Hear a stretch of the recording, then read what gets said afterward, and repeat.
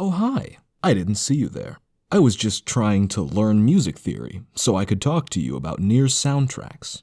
No, it's not going very well. Thank you for asking. But I'm gonna try anyway. Because if there's one thing I believe in, it's the power of literary devices to make up for my lack of technical knowledge in any given artistic field.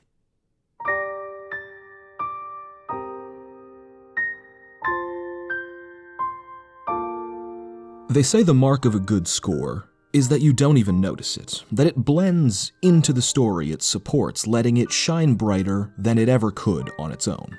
To that, I say blow it out your ass, because the mark of a great score is that it transcends its host, even transforms it, and it does so by telling its own distinct story. This right here, this is where I can say my piece, because while I really don't know almost anything about the way orchestral composition works on a technical level, I do know story. I know story like you know the sole of your mom's favorite pair of chanclas, and my day job is not especially audio intensive, so I have a lot of time to listen to film and video game scores and just kinda think about them. So today I want to try to explain what I think makes NieR's scores so special, and by extension why scores in general deserve more love and attention. The operative word here being try. This is something I've never done, so, feedback is appreciated, but God, please do be gentle.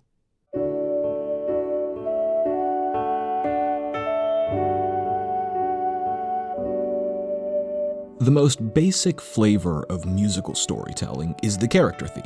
It's a universal understanding that the music that plays when a character is on screen is meant to represent them. One-Winged Angel, Mr. Monokuma, every Guilty Gear song, a disproportionate number of the most iconic video game songs of all time are made up of protagonist and boss themes, because they're so easy to understand and they usually don't have to worry as much about being interruptive to gameplay. NieR's character themes are so great because Yoko Taro doesn't care about anything as much as he does big emotional moments, and the NieR games are themselves about unpeeling layers of character. Also because they're written in gibberish. The made-up language that constitutes all the choral sections of the NieR soundtracks, which, fun fact, Emmy Evans created herself, allows the singer's voice to be somewhat strictly an instrument, so even though you're getting the personality of a human voice or voices singing, it's not as distracting or rhythmically constrained as using real recognizable words, even in Latin, which is what most video games use.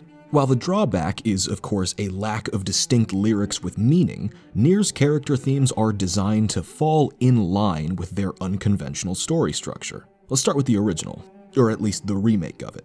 Emil's Sacrifice is probably the only piece I'd say is objectively better in the NieR Replicant remake than the original, because the remake's sweeping implementation of more complex arrangements, ambient tones, and most importantly, distinguished vocals better serves Emil's story and Emil's story only. Both versions of Sacrifice are almost jarringly delicate pieces. The majority of Replicant's music is made up of either thunderous percussion or cold and existentially horrifying chorus, sometimes both. What Sacrifice manages to do musically is distinguish Emil's innocence from the more aggressive brand of tragedy his companions suffer from. The hardest hitter is, of course, the voice. Again, NieR has a style, and it's broken only for Emil. It's literally a child singing.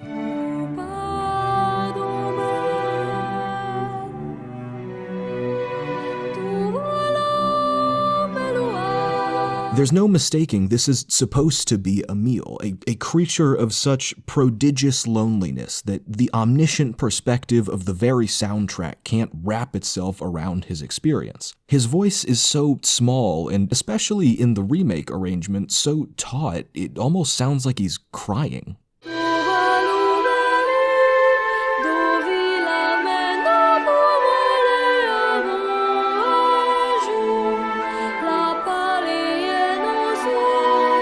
The orchestra is stronger in the remake arrangement too. The ambience created by the more complex symphonic background makes Emil feel further away, more alone, emotionally isolated, and even physically cut off from the outside world. He spends the first story blindfolded and the second trapped inside of a living weapon, his existence entirely on the inside of this little musical bubble. The rhythm of the violins swelling and resting in time, it mimics waves or a heartbeat, symbolically encasing him inside an emotional prison.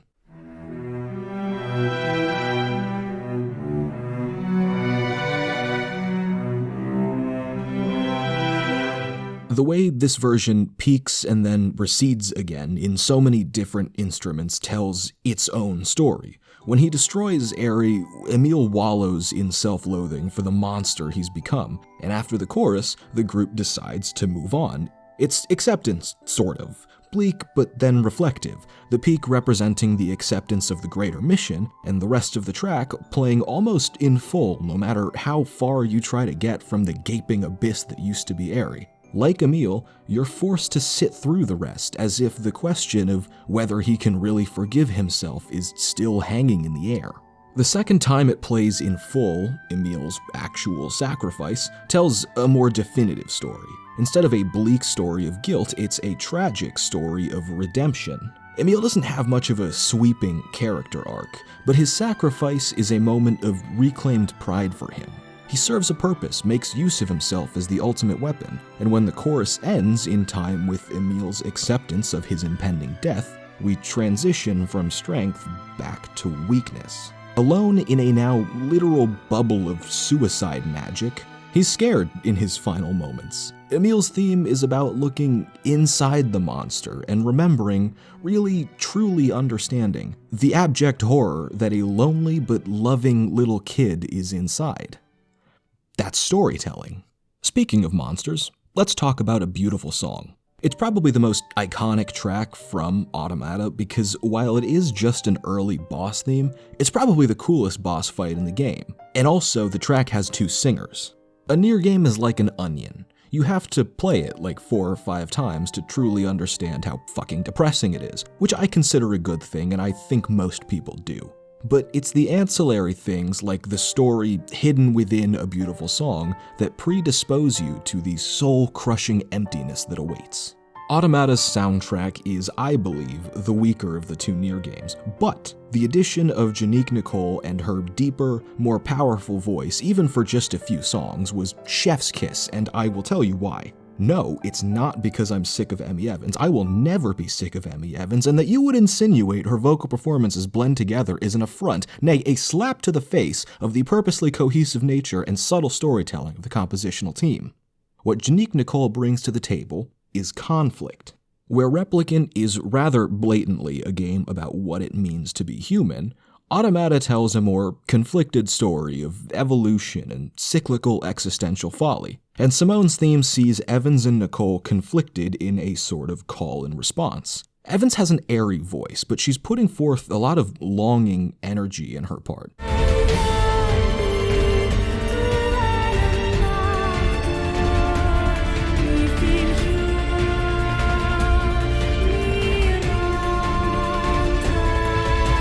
It gives the impression of the machine Simone used to be, practically begging for attention from Jean-Pierre.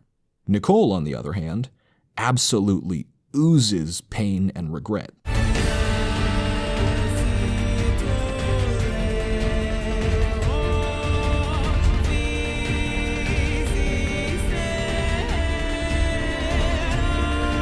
By planting their distinctive performances on either side of a choral interlude, a beautiful song plays into the theatrical theme of Simone's boss fight. It's like she's giving soliloquies to the audience of crucified androids, literally telling her story whether anyone wants to hear it or not. Maybe trying to justify her actions, maybe just too obsessed with receiving attention to care. Not unlike Emil's sacrifice, a beautiful song works so well because it, like the story it fits into, is built on each time you experience it. The context doesn't change when you play Automata's first campaign again, but in seeing Simone's story unravel, the song is effectively translated. It's like a puzzle piecing together. You knew it was there, Yoko Taro does not want you to ever be surprised by things, but there's still always more to find. The abyss goes deeper, so to speak. The man simply never runs out of ways to make you spiritually ill.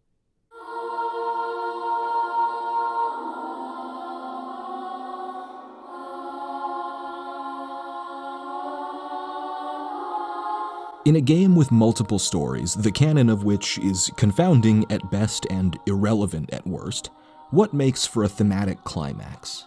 Understanding, which when it comes to NieR, sure is easier said than done. Since they're non-traditional narratives, effectively philosophical thought experiments with hybrid beat-em-up bullet hell gameplay, their climactic pieces can't be as defined in their storytelling as the character themes. They have to represent the greater philosophical quandary that's being unraveled throughout your multiple playthroughs. With that said, Shadowlord is a certifiable banger, both on a narrative and technical level. They really knocked it out of the park on this one, so much so that I'm deploying my emergency music person to explain the musical relationship between Shadowlord and Ashes of Dreams. Hi. Okay, so Shadowlord's chorus specifically is when Okabe ties it into Ashes of Dreams.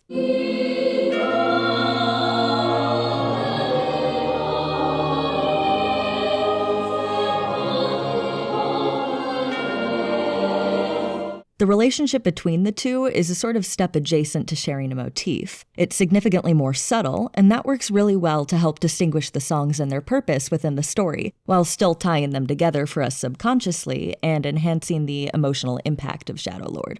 Shadowlord's chorus and Ashes of Dreams have the same chord progression in their respective keys. This means that they move from their key's first chord, so F minor for Shadowlord or A minor for Ashes of Dreams, to another chord that is the same distance from the first chord, and so on, with the exception of just one chord. Since they're in different keys, these are completely different notes and melodies, but when listening to them, there's something subtle that makes them sound very similar.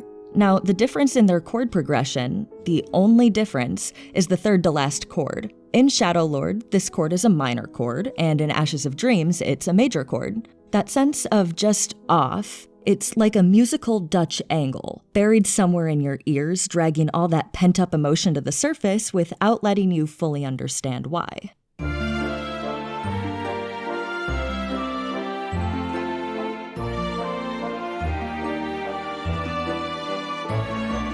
What makes Replicant's story so powerful is its compounding dramatic irony. Most players will likely know the Shades are at least somewhat sympathetic before the first time they even fight the twins. Then you fight the Shadowlord. Then you play the whole second half of the game again, but you have to listen to the Shades crying out in existential agony for the whole thing, and then you fight the Shadowlord again, this time not only knowing what he is and how he feels, but fully understanding the futility of it. What it means to kill off humanity, whether his quest makes him truly sentient or not, whether the sacrifices of his friends or the nothingness that waits on the other side of this conflict are worth their weight in salt and rubble, it's irrelevant to NieR. He doesn't know any of it. He doesn't care. The divine precedence of this moment is absolutely hollow.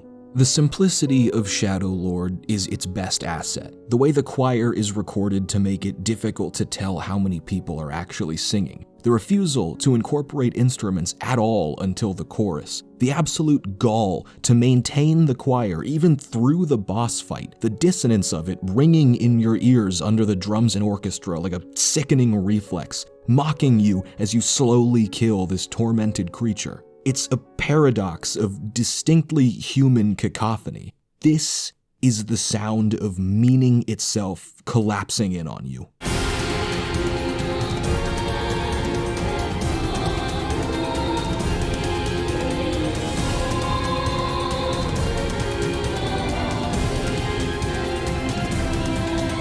So what do you do when it's not that simple? Not on a conceptual level, NieR is not a cut-and-dry narrative by any means, but a practical level. What Shadowlord is not is a convoluted scene. The moment it supports is heavy and thematically dense, but it's a moment, not a level.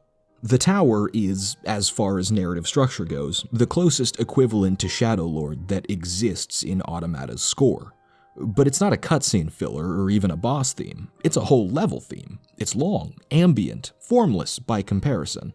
Automata is a game about way more things than its predecessor, which isn't an objectively good or bad thing, but it requires a more layered approach to its thematic climax, a longer level and a more flexible piece of music. The tower itself, the actual tower you climb, is a metaphor for evolution. And the twist in Automata's evolution motif is the folly of creation. Human nature infects both machine races, and so evolution is doomed to cycle back to devolution.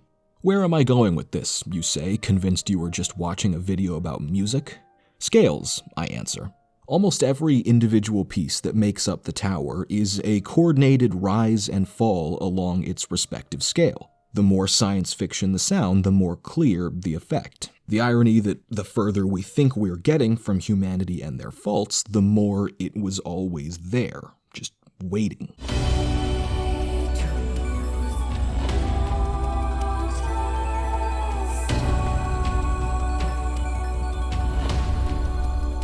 The Tower is frankly not an incredibly interesting piece of music. It is the closest a NieR soundtrack comes to choosing immersion over transcendence, but it still can't help but excel at it. 9S is physically climbing the tower as he emotionally devolves, humanity in its conventional sense escaping him as he becomes more irrational and destroys his own memories.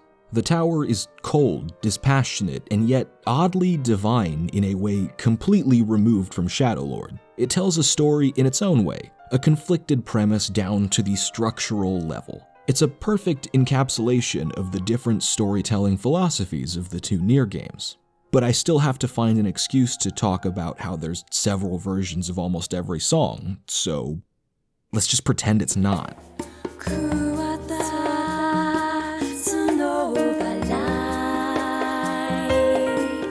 It's common practice for scores, especially video game scores, to maintain motifs throughout the story, to weave its musical identity into every piece, often calling back to earlier moments for dramatic effect.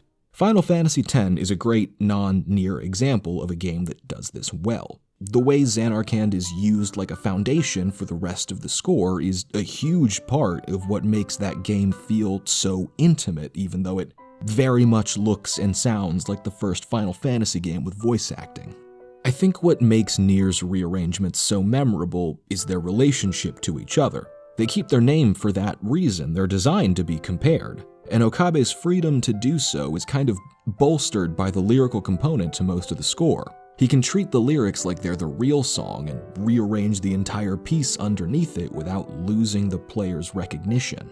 This is how NieR tells entire stories across the games, between the games even, just using its music. Now, this video is already longer than I thought it would be, so I'm gonna roll 3 songs into one to save myself time. So let's call the first 3 versions of Song of the Ancients ambient. 2 of them are hub songs and 1 is a side quest reward. Their job is to establish that the Song of the Ancients is, within the universe, the faded mythos of Project Gestalt. They also double as a collective character theme for the twins. Even though they're fairly different in style, they're all comforting, gentle tones. The twins are your leaders, your mentors. It builds trust, defines them as nurturing caretakers, and it creates an ironic undertone since they're also the overseers of Project Gestalt. Fast forward through a lot of hours of story and numerous world-shattering revelations, and oops, oh no, we have to kill each other. And gosh, does it feel like have to is the whole story. Fate is a boss theme first and foremost, and so like the rest of Replicant's boss themes, it's drums first.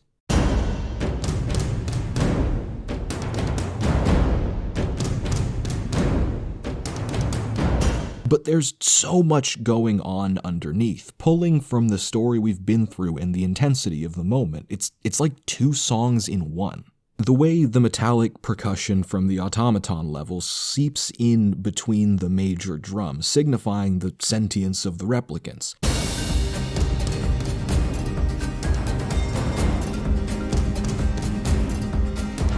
The constant shifting the strings do between tragic and thrilling melodies, this is a piece even more so than a beautiful song that is at war with itself. Nobody wants this, but it's fated. There are such tiny pieces of each of the twins' versions baked into Fate. It's when it truly becomes their song. None of Replicant's story is really about these two except their side quest, which itself isn't very interesting besides sitting there while they sing together at the bar. It's that powerful, the narrative influence of music, that you can understand them so well through the internal interactions of their theme, that their bond is expressed through it. Atonement, on the other hand, sort of demands you sit through Automata's side quests if you really want to feel it. It's an easier thing to do. The side quests in Automata are better than they were in Replicant, but being alone within its game, Atonement relies heavily on optional knowledge. Does that make it weaker narratively? Technically, yes, but in relation to the other various songs of the Ancients, it still does a very good job telling its own story, of a different Devil and Popola. On a plot level, Automata is a game about war, and so opening Atonement with the most absurdly call-to-arms strings and horns you can put to paper is both hype as shit and also a great tone setter.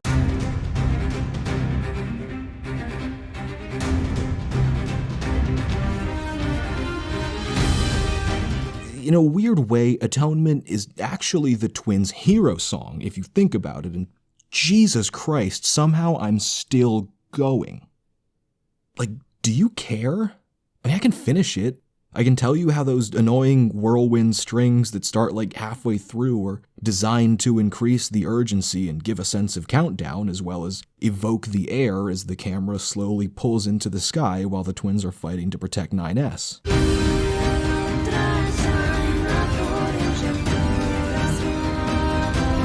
I can tell you about the irony of them atoning for something they didn't personally do, and how giving them a hero theme is a greater allusion to the futility of war.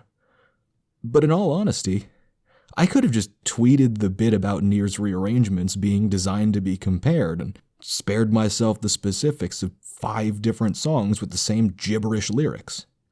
So why didn't I? Why make this the longest video I've ever made? I've been doing this for 2 years now. I've made almost 30 videos. It's a great hobby, and I feel lucky that I can make some money doing it.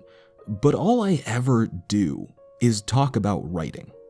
It's my favorite thing. It's what I understand and care about the most. But storytelling isn't just writing. And it's important to remember just how much work goes into the stories we love. Every small cog in the media machine is an expert in their own craft and makes hundreds, if not thousands, of individual creative decisions to help realize the full story. Keiichi Okabe might have been lead composer on the NieR games, but there were literally 3 other professional composers just helping to write the scores in the first place. Even the one singular aspect of these games I'm talking about was itself a collaborative effort. I chose to talk about how NieR's score tells its own story, not because I'm too scared to take on NieR's actual story and the philosophical leviathan that lurks in its muddy waters, although I am, but because it's the only score I know so well I can actually tell its story right. There are plenty of people on YouTube who can talk much more comfortably and probably intelligently about video game scores. People like Alex Mukala and Austin Wintory, who are themselves actual musicians. But just because it's what they do doesn't mean they don't learn something valuable from analyzing the writing of their favorite stories. So who am I to assume I don't need to understand scores just because writing is more traditionally associated with storytelling? Just because it's easier for me to understand? How can we possibly assume there isn't meaning to be drawn from every well of artistic intent available? We can't. From an industry standpoint, I can attest to the value of recognizing each production branch as an artistic craft, but much, much more than that. As a writer, I can promise you that nothing is more rewarding than understanding how many little tiny stories every story is made of. And I'm not just talking about how you have to play NieR like 14 fucking times.